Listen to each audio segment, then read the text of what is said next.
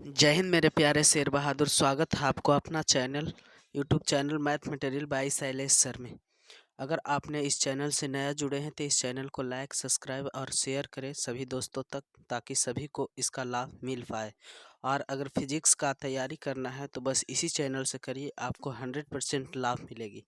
तो देखिएगा, फिजिक्स का हर तरह का ऑब्जेक्टिव मैं देने जा रहा हूँ। तो सबसे पहला ऑब्जेक्टिव जो रहा विद्यार्थी जी, कि पहला ऑब्जेक्टिव है हवा में इप्सिलॉन आर का मान होता है। तो हवा में जो इप्सिलॉन आर का मान होता है मेरे प्यारे से, वो 1 होता है। हवा में इप्सिलॉन आर का मान जो होता है 1 होता है। अब अगला ऑब्जेक्टिव देखिएगा मेरे प्यारे शेर बहादुर, कि दूसरा है विद्युत क्षेत्र में एक आवेशित कण पर लगने वाला बल का मान होता है। तो यहाँ पर जो इसका आंसर होगा मेरे प्यारे शेर बहादुर, जो आंसर होगा वो ए होगा, क्यू ई होगा। यहाँ पर क्या होगा, क्यू ई। तो देखिएगा यहाँ क्यू ई में टिक लगेगा। फिर नेक्स्ट ऑब्जेक्टिव पर हम लोग चलते हैं। तीसरा है विद्युत फ्लक्स का एस आई मात्रक है। तो विद्युत फ्लक्स का जो एस आई मात्रक है वो है आपका वोल्ट मीटर। वो है आपका वोल्ट मीटर। विद्युत प्लस का एसआई मात्रक जो है वो है वो आपका वोल्ट मीटर। अब आपका चौथा ऑब्जेक्टिव है संबंध Q बराबर NE में निम्नलिखित में कौन n का मान संभव नहीं है। यहाँ कह रहा कौन n का मान संभव नहीं है ना। संभव नहीं है, कहीं कहीं पर संभव है का क्वेश्चन आ जाएगा। तो संभव नहीं है के लिए यहाँ पर जो ऑब्जेक्टिव लगेगी, तो यहाँ पर लगेगी आपका 4.2 के लिए संभव है। n का मान 4.2 के लिए संभव नहीं है। अब अगला ऑब्जेक्टिव है आपका पांचवा, आवेश का पृष्ठ घनत्व बराबर होता है। तो आवेश का पृष्ठ घनत्व बराबर जो होता है कुल आवेश बटा कुल क्षेत्रफल। क्या होता है, कुल आवेश बटा कुल क्षेत्रफल। तो यहाँ ऑप्शन बी आपका सही हो जाएगा। ऑप्शन बी आंसर सही हो जाएगा। अब अगला ऑब्जेक्टिव आपका है किसी माध्यम की आपेक्षिक प्रावैधता इप्सिलॉन आर होता है। किसी माध्यम की आपेक्षिक प्रावैधता इप्सिलॉन आर होता है। तो यहाँ पर ई बटा इप्सिलॉन नॉट होता है। यहाँ आंसर क्या हो जाएगा, ए हो जाएगा। ई बटा इप्सिलॉन नॉट हो जाएगा। अब यहाँ अगला हम ले चलते हैं क्वेश्चन पे। तो सातवां है कि पानी का प्रवैद्युत स्थिरांक होता है। तो पानी का प्रवैद्युत स्थिरांक जो होता है वो होता है 80। आपका क्या होता है, 80 होता है। अब अगला आपको ले चल रहा हूँ मैं आठवां क्वेश्चन में, कि 1/4 पाई इप्सिलॉन नोट का मान होता है। तो यहाँ पर आठवां में आपका है ऑप्शन नंबर ए सही। कौन, ऑप्शन नंबर ए सही, 9 गुने 109 NM2C-2। अब यहाँ आपका अगला क्वेश्चन है मेरे प्यारे शेर बहादुर। अगला क्वेश्चन आपका 10वां है, आवेश का बीमा होता है। आवेश का बीमा होता है। तो आवेश का बीमा जो यहाँ पर होता है वो होता है आपका 80। क्या होता है, 80 होता है। अब अगला ऑब्जेक्टिव में हम आपको ले चल रहा हूँ 11 नंबर में, एप्सिलॉन नोट का मात्रक होता है।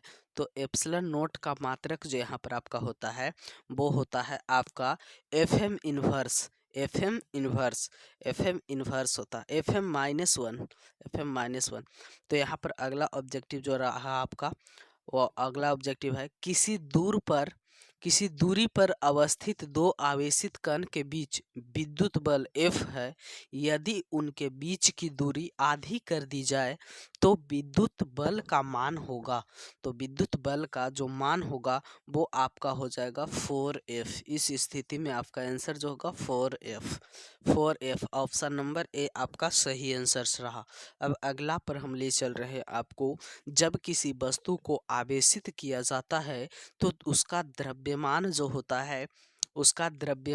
होता है वो बढ़ या घट सकता है। उसका द्रव्यमान क्या हो सकता है, बढ़ या घट सकता है। तो ये आपका ऑप्शन नंबर डी सही रहा।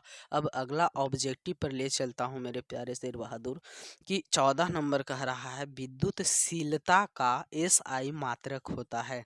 तो विद्युतशीलता का जो एस आई मात्रक होता है वो होता है N-1M-2C2। विद्युतशीलता का एसआई मात्रक ये रहा आपका।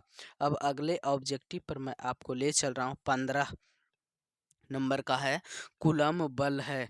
कूलम्ब जो है वो बल है। कौन सा बल है, कूलम्ब। कूलम्ब जो है वो कौन सा बल है, तो कूलम्ब जो है केंद्रीय बल और विद्युत बल दोनों है, इसलिए ऑप्शन सी में टिक लगेगा, ए और बी दोनों में, है ना। कूलम्ब जो है केंद्रीय बल और विद्युत बल दोनों है। तो अब अगला ऑब्जेक्टिव हम आपको ले चल रहा हूँ कि यदि समरूप विद्युत क्षेत्र एक्स अक्ष की दिशा में विद्यमान है तो समविभव होगा, समविभव होगा।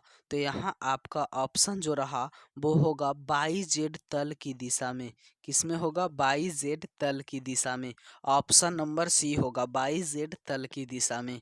अब देखिएगा अगला क्वेश्चन हम आप लोगों के बीच ला रहे हैं, विद्युत आवेश का क्वांटक ESU मात्रक में होता है। तो यहाँ पर जो ऑप्शन नंबर आपका सही होगा वो ए होगा, ए होगा 4.78 गुने 10-10, यहाँ पर ए सही होगा।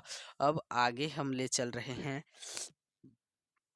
4.78 गुने 10-10, और उसके बाद में अगला ऑब्जेक्टिव आपका रहा स्थिर विद्युत क्षेत्र होता है, स्थिर विद्युत क्षेत्र होता है। तो आपका जो ऑप्शन सही होगा वो होगा संरक्षी, स्थिर विद्युत क्षेत्र होता है संरक्षी। क्या होता है, स्थिर विद्युत क्षेत्र जो होता है वो होता है आपका संरक्षी। अब अगला ऑब्जेक्टिव पर मैं ले चल रहा हूँ आप लोग को 19 नंबर पे, एक एकांकी चालक में के लिए निम्न में से कौन अनुपात अचर होता है। तो यहाँ पर आपका ऑप्शन ए सही हो जाएगा, कुल आवेश बटा विभव, कुल आवेश बटा विभव, यहाँ पर आपका सही हो जाएगा कुल आवेश बटा विभव। अगले ऑब्जेक्टिव पर मैं ले चल रहा हूँ कि एक कूलम्ब आवेश बराबर कितना ESU होता है। तो एक कूलम्ब आवेश बराबर जो होता है वो होता है 3 गुने 109 ESU। तो ऑप्शन नंबर 1 सही होगा, ए। अब अगला ऑब्जेक्टिव पर मैं आप लोग को ले चल रहा हूँ मेरे शेर बहादुर, कि एक आवेशित चालक की सतह के किसी बिंदु पर विद्युतीय क्षेत्र की तीव्रता क्या होता है। तो यहाँ पर जो हो जाएगा आपका वो हो जाएगा बी नंबर ऑप्शन सही, सतह के लंबवत होती है, सतह के क्या होती है, लंबवत होती है। तो अब अगला ऑब्जेक्टिव पर ले चल रहा हूँ मेरे प्यारे शेर बहादुर, ध्यान से के सिर्फ देखते रहिएगा, आप अच्छे से अच्छे अंक प्राप्त कर सकते हैं। बस चैनल को सब्सक्राइब करिए, आपको हर तरह का वीडियो मिलेगी, फिजिक्स का, केमिस्ट्री का, मैथ का ऑब्जेक्टिव, हिंदी का ऑब्जेक्टिव, इंग्लिश का ऑब्जेक्टिव। तो आगे 22 नंबर में हम आपको ले चल रहा हूँ कि यदि किसी खोखले गोलीय चालक को धन आवेशित किया जाए तो उसके भीतर का विभव क्या होगा। तो यहाँ पर जो ऑप्शन आपका सही होगा वो होगा बी, तो धनात्मक और समरूप होगा, धनात्मक और समरूप होगा। अब अगले ऑब्जेक्टिव में है आपका कि साबुन के एक बुलबुले को जब आवेशित किया जाता है तो उसकी त्रिज्या जो है वो बढ़ती है, क्या होती है, बढ़ती है, यानी ऑप्शन नंबर ए सही होगी। अब आपको अगला ऑब्जेक्टिव पर मैं ले चल रहा हूँ कि विद्युत द्विध्रुव आघूर्ण का SI मात्रक होता है।